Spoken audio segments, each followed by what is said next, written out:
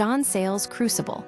Ford, Detroit, and the brutal birth of modern industry. John Sayles, a veteran of American independent cinema and a chronicler of the working class, dives into the turbulent history of Henry Ford and the rise of Detroit with his new novel, Crucible. The book isn't just about cars.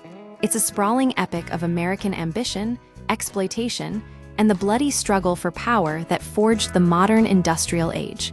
The dark side of innovation. Sayles doesn't shy away from the contradictions at the heart of Ford's success. The man who put America on wheels was also a ruthless autocrat, deeply distrustful of expertise and driven by a volatile mix of genius and paranoia. His relationship with his son, Edsel, exemplifies this. Edsel, a talented designer, was repeatedly undermined by his father, only to be mourned deeply after his death, perhaps because Henry realized no one else could fully control the empire he'd built. This dynamic foreshadows the larger story. Ford's empire wasn't just about assembly lines and efficiency.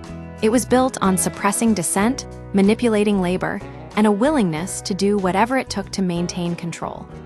Detroit as a crucible. Sayles frames Detroit as the epicenter of this transformation.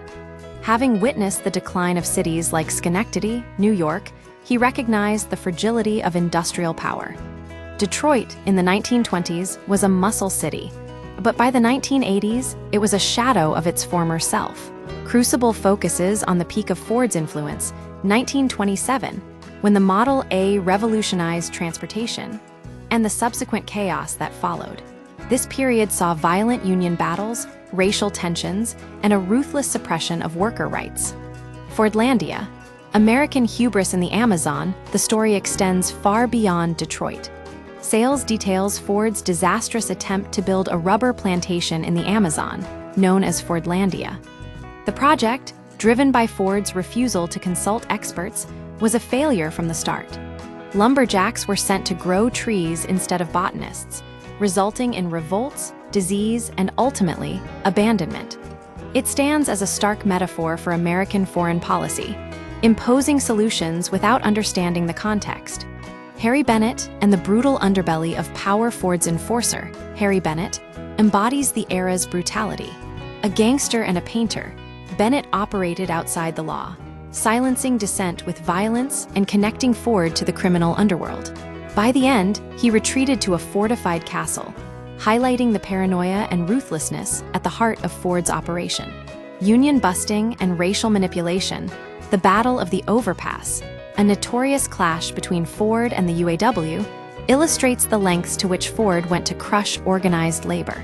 Bennett exploited racial divisions by offering black workers higher pay to stay loyal, pitting them against white strikers. This tactic wasn't new. It mirrored the exploitative practices of the Southern cotton industry, where racial divisions were used to suppress wages and maintain control. Ford's legacy. From visionary to fascist sympathizer, Ford's political meddling and his embrace of European fascism are another dark chapter. Like later tech tycoons, he wielded immense power over his state, pushing for policies that aligned with his personal beliefs. His virulent anti-Semitism, fueled by conspiracy theories like the Protocols of the Elders of Zion, is a stark reminder of the dangers of unchecked power and ignorance. A cautionary tale for the modern era. Sayles, Crucible isn't just a historical novel. It's a warning about the pitfalls of unchecked ambition, the exploitation inherent in industrial progress, and the fragility of power. The parallels between Ford and modern figures like Elon Musk are undeniable. Both men pushed boundaries, but also wielded immense influence, sometimes with reckless disregard for consequences. The story serves as a brutal reminder that progress often comes at a steep human cost, and that even the most visionary leaders can be driven by prejudice, paranoia, and a relentless desire for control.